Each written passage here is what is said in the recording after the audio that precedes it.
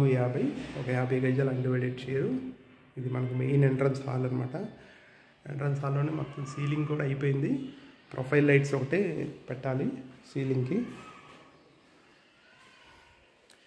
ఇది వచ్చేసేపటికి మీకు spacious dining వస్తుంది అండ్ ఓపెన్ కిచెన్ ఇచ్చారు విత్ డైనింగ్. ఇదంతా డైనింగ్ ఏరియా.